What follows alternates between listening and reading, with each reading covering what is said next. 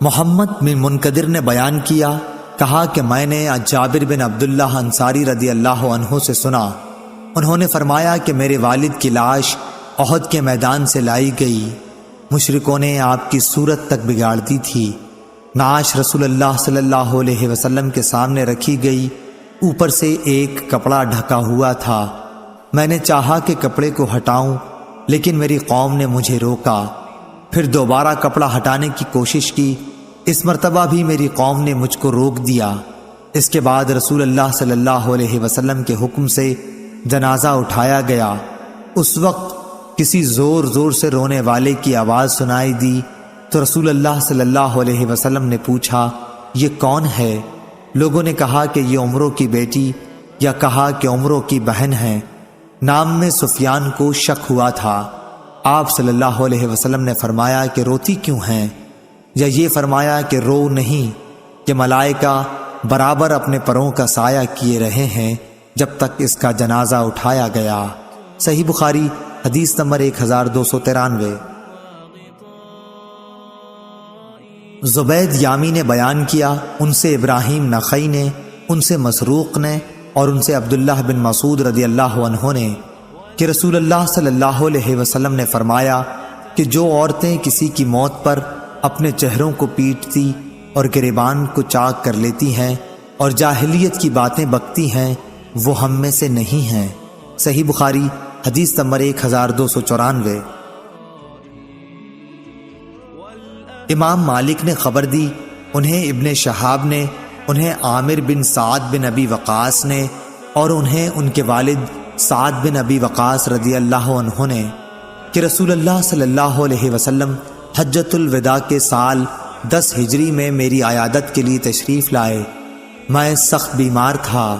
میں نے کہا کہ میرا مرض شدت اختیار کر چکا ہے، میرے پاس مال و اسباب بہت ہے، اور میری صرف ایک لڑکی ہے جو وارث ہوگی، تو کیا میں اپنے 2/3 مال کو خیرات کر دوں؟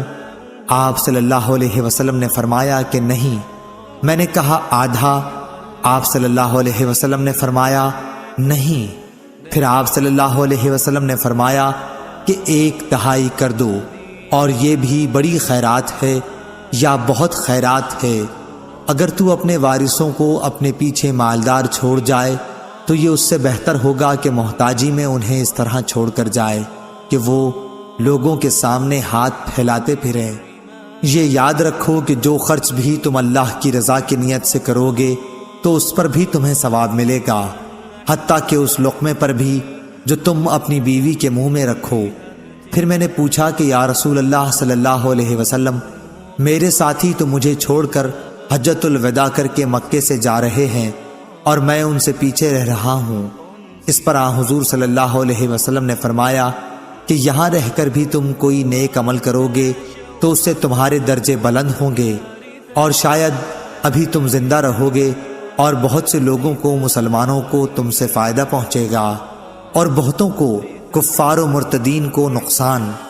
پھر آپ صلی اللہ علیہ وسلم نے دعا فرمائی، اے اللہ میرے ساتھیوں کو ہجرت پر استقلال عطا فرما اور ان کے قدم پیچھے کی طرف نہ لوٹا۔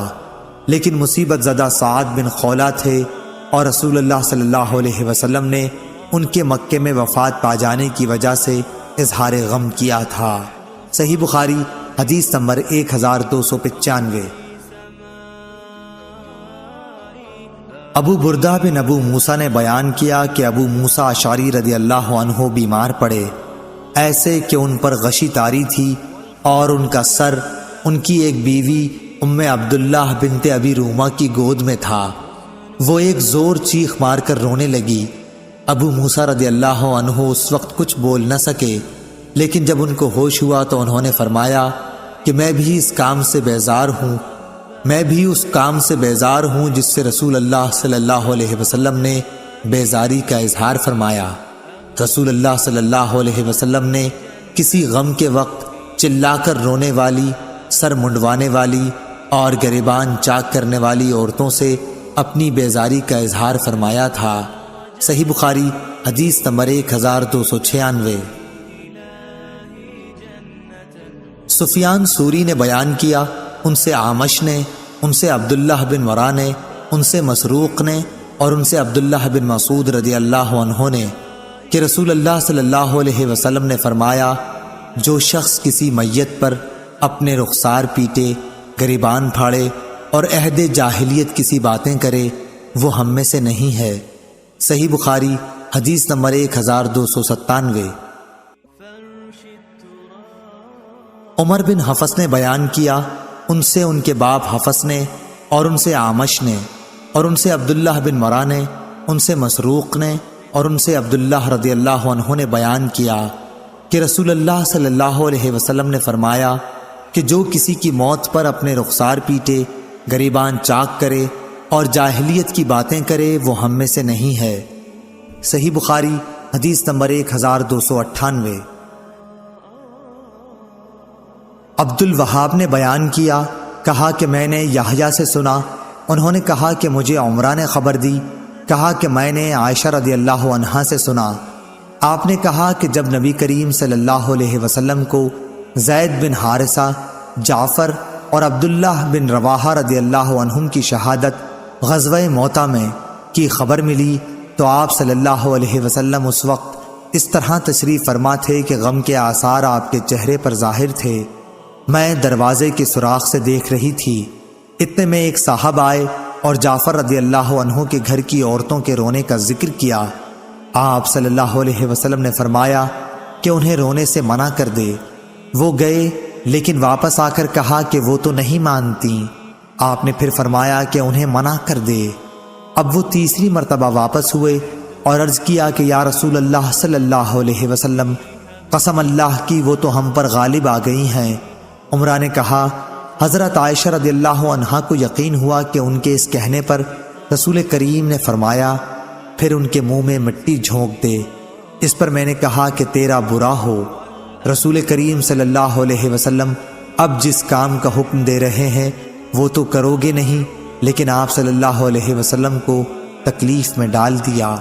صحیح بخاری حدیث نمبر 1299۔ عمرو بن علی نے بیان کیا، ان سے محمد بن فضیل نے بیان کیا، ان سے عاصم احول نے اور ان سے انس رضی اللہ عنہ نے کہ جب قاریوں کی ایک جماعت شہید کر دی گئی تو رسول کریم صلی اللہ علیہ وسلم 1 مہینے تک قنوت پڑھتے رہے۔ میں نے حضور صلی اللہ علیہ وسلم کو کبھی نہیں دیکھا کہ آپ صلی اللہ علیہ وسلم ان دنوں سے زیادہ کبھی غمگین رہے ہوں۔ صحیح بخاری حدیث نمبر 1300۔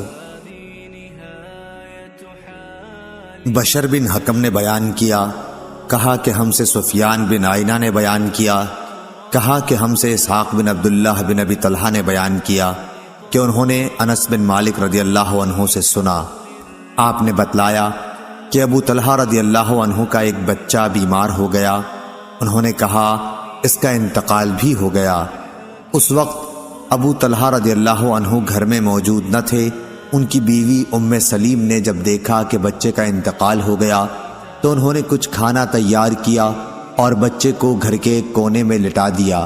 جب ابو طلحہ رضی اللہ عنہ تشریف لائے تو انہوں نے پوچھا کہ بچے کی طبیعت کیسی ہے؟ ام سلیم نے کہا اسے آرام مل گیا ہے اور میرا خیال ہے کہ اب وہ آرام ہی کر رہا ہوگا۔ ابو طلحہ رضی اللہ عنہ نے سمجھا کہ وہ صحیح کہہ رہی ہیں، اب بچہ اچھا ہے۔ پھر ابو طلحہ رضی اللہ عنہ نے ام سلیم کے پاس رات گزاری اور جب صبح ہوئی تو غسل کیا، لیکن جانے کا ارادہ کیا تو بیوی ام سلیم نے اطلاع دی کہ بچے کا انتقال ہو چکا ہے۔ پھر انہوں نے نبی کریم صلی اللہ علیہ وسلم کے ساتھ نماز پڑھی اور آپ سے ام سلیم کا حال بیان کیا۔ اس پر رسول اللہ صلی اللہ علیہ وسلم نے فرمایا کہ شاید اللہ تم دونوں کو اس رات میں برکت عطا فرمائے گا۔ سفیان بن عینہ نے بیان کیا کہ انصار کے ایک شخص نے بتایا کہ میں نے ابو طلحہ رضی اللہ عنہ کی انہی بیوی سے 9 بیٹے دیکھے جو سب کے سب قرآن کے عالم تھے۔ صحیح بخاری حدیث نمبر 1301۔ غندر نے بیان کیا، ان سے شعبہ نے، ان سے ثابت نے، انہوں نے بیان کیا کہ میں نے انس رضی اللہ عنہ سے سنا، آپ نبی کریم صلی اللہ علیہ وسلم کے حوالے سے نقل کرتے تھے کہ آپ صلی اللہ علیہ وسلم نے فرمایا صبر تو وہی ہے جو صدمے کے شروع میں کیا جائے۔ صحیح بخاری حدیث نمبر 1302۔ قریش نے جو حیان کے بیٹے ہیں نے بیان کیا، ان سے ثابت نے اور ان سے انس بن مالک رضی اللہ عنہ نے بیان کیا کہ ہم رسول اللہ صلی اللہ علیہ وسلم کے ساتھ ابو سیف لوہار کے یہاں گئے۔ یہ ابراہیم رسول اللہ صلی اللہ علیہ وسلم کے صاحبزادے دودھ پلانے والی انا کے خاوند تھے۔ حضور صلی اللہ علیہ وسلم نے ابراہیم رضی اللہ عنہ کو گود میں لیا اور پیار کیا اور سونگھا، پھر اس کے بعد ان کے یہاں پھر گئے۔ دیکھا کہ اس وقت ابراہیم رضی اللہ عنہ دم توڑ رہے ہیں۔ رسول اللہ صلی اللہ علیہ وسلم کی آنکھیں آنسوؤں سے بھر آئیں تو عبد الرحمن بن عوف رضی اللہ عنہ بول پڑے کہ یا رسول اللہ صلی اللہ علیہ وسلم، اور آپ بھی لوگوں کی طرح بے صبری کرنے لگے۔ حضور اکرم صلی اللہ علیہ وسلم نے فرمایا، ابن عوف، یہ بے صبری نہیں، یہ تو رحمت ہے۔ پھر آپ صلی اللہ علیہ وسلم دوبارہ روئے اور فرمایا، آنکھوں سے آنسو جاری ہیں اور دل غم سے نڈھال ہے، پر زبان سے ہم کہیں گے وہی جو ہمارے پروردگار کو پسند ہے، اور اے ابراہیم، ہم تمہاری جدائی سے غمگین ہیں۔ اس حدیث کو موسیٰ بن اسماعیل نے سلیمان بن مغیرہ سے، ان سے ثابت نے اور ان سے انس رضی اللہ عنہ نے نبی کریم صلی اللہ علیہ وسلم سے روایت کیا ہے۔ صحیح بخاری حدیث نمبر 1303۔ عبداللہ بن وہب نے کہا کہ مجھے خبر دی عمرو بن حارث نے، انہیں سعید بن حارث انصاری نے، اور ان سے عبداللہ بن عمر رضی اللہ عنہ نے بیان کیا، سعد بن عبادہ رضی اللہ عنہ کسی مرض میں مبتلا ہوئے۔ نبی کریم صلی اللہ علیہ وسلم عیادت کے لیے عبد الرحمن بن عوف، سعد بن ابی وقاص اور عبداللہ بن مسعود رضی اللہ عنہم کے ساتھ ان کے یہاں تشریف لے گئے۔ جب آپ صلی اللہ علیہ وسلم اندر گئے تو تیمار داروں کے ہجوم میں انہیں پایا۔ آپ صلی اللہ علیہ وسلم نے دریافت فرمایا کہ کیا وفات ہو گئی؟ لوگوں نے کہا، نہیں یا رسول اللہ صلی اللہ علیہ وسلم۔ نبی کریم صلی اللہ علیہ وسلم ان کے مرض کی شدت کو دیکھ کر رو پڑے۔ لوگوں نے جو رسول اکرم صلی اللہ علیہ وسلم کو روتے ہوئے دیکھا تو وہ سب بھی رونے لگے۔ پھر آپ صلی اللہ علیہ وسلم نے فرمایا کہ سنو، اللہ تعالی آنکھوں سے آنسو نکلنے پر بھی عذاب نہیں کرے گا، اور نہ دل کے غم پر، ہاں اس کا عذاب اس کی وجہ سے ہوتا ہے۔ آپ صلی اللہ علیہ وسلم نے زبان کی طرف اشارہ کیا، اگر زبان سے اچھی بات نہ نکلے تو یہ اس کی رحمت کا باعث بنتی ہے، اور میت کو اس کے گھر والوں کے نوحہ و ماتم کی وجہ سے بھی عذاب ہوتا ہے۔ حضرت عمر رضی اللہ عنہ میت پر ماتم کرنے پر ڈنڈے سے مارتے، پتھر پھینکتے اور رونے والوں کی منہ میں مٹی جھونک دیتے۔ صحیح بخاری حدیث نمبر 1304۔ محمد بن عبداللہ بن حوشب نے بیان کیا، کہا ہم سے عبد الوہاب ثقفی نے، ان سے یحییٰ بن سعید انصاری نے کہا کہ مجھے عمرہ بنت عبد الرحمن انصاری نے خبر دی۔ انہوں نے بیان کیا کہ میں نے حضرت عائشہ رضی اللہ عنہا سے سنا، آپ نے فرمایا کہ جب زید بن حارثہ، جعفر بن ابی طالب اور عبداللہ بن رواحہ رضی اللہ عنہم کی شہادت کی خبر آئی تو حضور اکرم صلی اللہ علیہ وسلم اس طرح بیٹھے کہ غم کے آثار آپ کے چہرے پر نمایاں تھے۔ میں دروازے کے ایک سوراخ سے آپ صلی اللہ علیہ وسلم کو دیکھ رہی تھی۔ اتنے میں ایک صاحب آئے اور کہا کہ یا رسول اللہ صلی اللہ علیہ وسلم، جعفر کے گھر کی عورتیں نوحہ اور ماتم کر رہی ہیں۔ حضور صلی اللہ علیہ وسلم نے روکنے کے لیے کہا، وہ صاحب گئے لیکن پھر واپس آ گئے اور کہا کہ وہ نہیں مانتی۔ آپ نے دوبارہ روکنے کے لیے بھیجا، وہ گئے اور پھر واپس چلے آئے۔ کہا کہ بخدا وہ تو مجھ پر غالب آ گئی ہیں، یا یہ کہا کہ ہم پر غالب آ گئی ہیں۔ شک محمد بن حوشب کو تھا۔ عائشہ رضی اللہ عنہا نے بیان کیا کہ میرا یقین ہے کہ آپ صلی اللہ علیہ وسلم نے فرمایا کہ پھر ان کے منہ میں مٹی جھونک دے۔ اس پر میری زبان سے نکلا کہ اللہ تیری ناک خاک آلودہ کرے، تو نہ وہ کام کر سکا جس کا حضور صلی اللہ علیہ وسلم نے حکم دیا تھا، اور نہ آپ کو تکلیف دینا چھوڑتا ہے۔ صحیح بخاری حدیث نمبر 1305۔ عبد الوہاب نے بیان کیا، انہوں نے کہا ہم سے حماد بن زید نے بیان کیا، ان سے ایوب سختیانی نے، ان سے محمد نے اور ان سے ام عطیہ رضی اللہ عنہا نے کہ رسول اللہ صلی اللہ علیہ وسلم نے بیعت لیتے وقت ہم سے یہ عہد بھی لیا تھا کہ ہم میت پر نوحہ نہیں کریں گی، لیکن اس اقرار کو 5 عورتوں کے سوا اور کسی نے پورا نہیں کیا۔ یہ عورتیں ام سلیم، ام علا، ام صبرہ کی صاحبزادی جو معاذ کے گھر میں تھیں، اور اس کے علاوہ 2 عورتیں، یا کہا کہ ابو صبرہ کی صاحبزادی، معاذ کی بیوی، اور ایک دوسری خاتون۔ صحیح بخاری حدیث نمبر 1306۔ علی بن عبداللہ مدینی نے بیان کیا، کہا ہم سے سفیان بن عینہ نے بیان کیا، ان سے زہری نے، ان سے سالم نے، ان سے ان کے باپ عبداللہ بن عمر رضی اللہ عنہ، ان سے عامر بن ربیعہ رضی اللہ عنہ نے، اور ان سے نبی کریم صلی اللہ علیہ وسلم نے فرمایا کہ جب تم جنازہ دیکھو تو کھڑے ہو جاؤ اور کھڑے رہو یہاں تک کہ جنازہ تم سے آگے نکل جائے۔ سفیان نے بیان کیا، ان سے زہری نے بیان کیا کہ مجھے سالم نے اپنے باپ عبداللہ بن عمر رضی اللہ عنہ سے خبر دی۔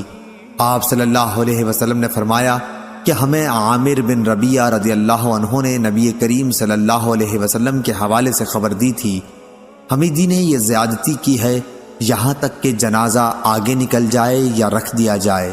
صحیح بخاری حدیث نمبر 1307۔